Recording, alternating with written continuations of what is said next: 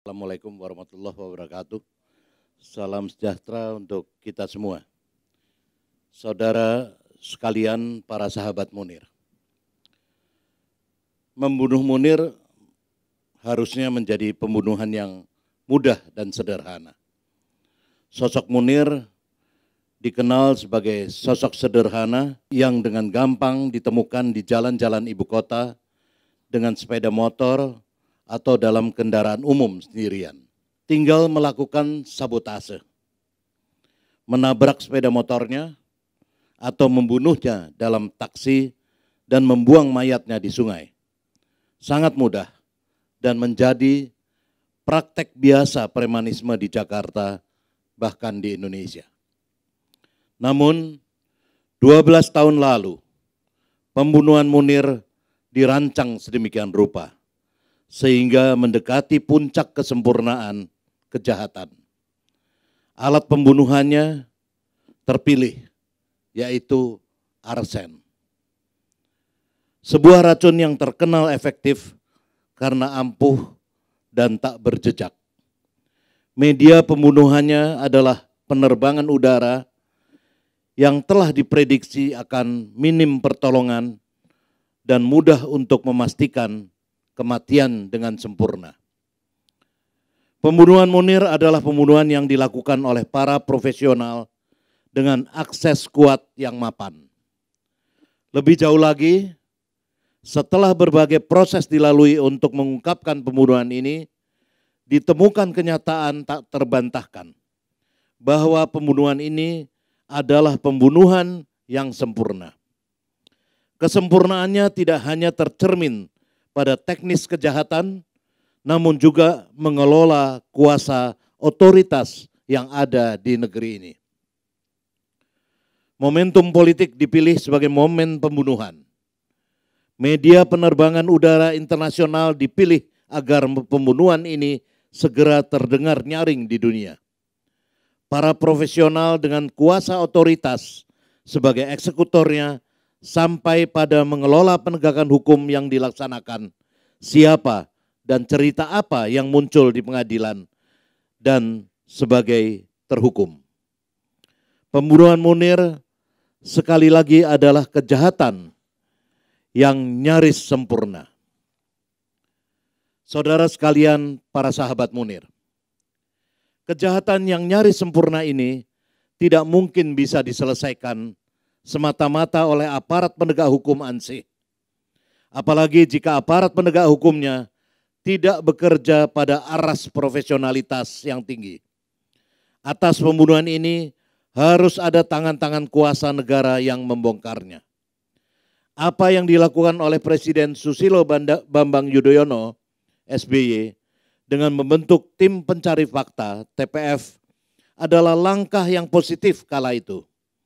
TPF menjadi alat negara untuk membantu penegak hukum, membongkar dan memberikan fondasi konstruksi kejahatan dengan fakta-fakta awal yang kuat. Informasi dugaan keterlibatan sejumlah pejabat BIN, Badan Intelijen Negara, mulai dari Hendro Priyono, As'ad Said Ali, Muhdi PR, hingga Intel BIN bernama Polikarpus adalah informasi awal. Sebuah fondasi konstruksi kejahatan yang dirancang dengan sempurna oleh oknum BIN kala itu telah diberikan oleh TPF bentukan Presiden SBY. Memang ada masalah kredibilitas dalam peradilan di negara kita, sehingga Maijen Purnawirawan Muhdi PR sebagai Deputi 5 BIN diputus bebas oleh Pengadilan Negeri Jakarta Selatan. Walaupun bukti-bukti yang ada sangat kuat dan sempurna menunjukkan keterlibatannya di dalam kejahatan tersebut.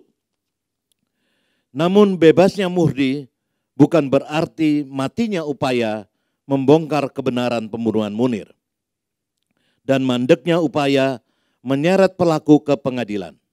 Bebasnya Muhdi malah memperkuat bukti yang ada bahwa pembunuhan Munir adalah kejahatan yang sempurna.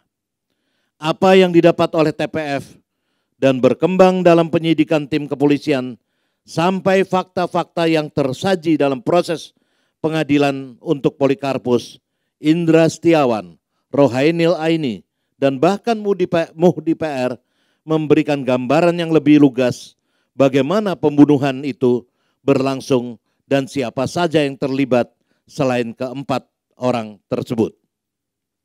Bukti yang kuat dan gambaran yang lebih jelas akan pembunuhan menjadi modalitas langkah membongkar pembunuhan Munir di tahun ke-12 ini.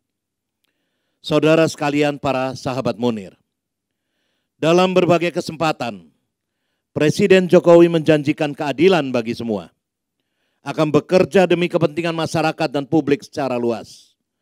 Sosok Presiden Jokowi juga berusaha mengekspresikan dirinya sebagai sosok yang mampu dan berani untuk melakukan perubahan. Presiden telah menebar janji ke seluruh pelosok negeri dan kepada semua orang yang hidup di negeri ini. Kasus Munir menjadi bagian dari janji Presiden Jokowi. Baik secara langsung akan menuntaskan kasusnya maupun jaminan tidak akan berulangnya pembunuhan dan kekerasan terhadap pembela hak asasi manusia oleh siapapun, kapan, dan dimanapun di tanah air ini. Presiden Jokowi tidak memulai dari awal. Presiden SBY telah memberikan berbagai informasi dengan kerja-kerja tim pencari fakta yang dibuatnya. Dan disuguhkan berbagai bukti dan fakta persidangan yang kuat tentang siapa saja pembunuh Munir dan bagaimana membunuhnya. Di tahun yang ke-12 ini, dan tahun 2014 ketika Presiden Jokowi mulai berkuasa, saya dan para sahabat Munir meminta Presiden untuk menindaklanjuti berbagai modalitas yang ada. Bentuk tim kepresidenan dan perintahkan Kepala Kepolisian Republik Indonesia serta Kepala Badan Intelijen Negara untuk membongkar kasus Munir ini sebagai bagian dari komitmen untuk menjawab janji-janji politik yang telah terucap. Pekerjaan ini akan lebih mudah bagi Presiden Jokowi. Bukan saja terkait the test of our history seperti jargon Presiden SBY sebelumnya, namun ini lebih besar dan kuat nilainya bagi Presiden Jokowi secara pribadi dan bagi bangsa dan negara secara umum. Ini menentukan eksistensi, keberadaan negara dan kuasanya di mata para pelaku pembunuhan, penghilangan nyawa secara sewenang-wenang. Ini juga menjadi pembuktian apakah negara itu eksis dan bergerak setelah negara kalah dengan bebasnya orang yang disangka kuat menjadi pelaku pembunuhan Munir dan mandeknya upaya lain yang telah ditempuh. Modalitas yang cukup dengan bukti yang kuat dan konstruksi kasus yang telah terang benderang tersebut menjadi langkah Presiden Jokowi lebih ringan, tapi sekaligus menjadi ujian baginya. Apakah Presiden Jokowi mampu berbuat sesuatu yang melebihi presiden sebelumnya? Saya dan para sahabat Munir menuntut keberanian Presiden untuk berbuat lebih baik dari presiden sebelumnya. Bentuklah tim kepresidenan untuk menindaklanjuti semua bukti yang ada, mengembangkan dan menemukan pelaku.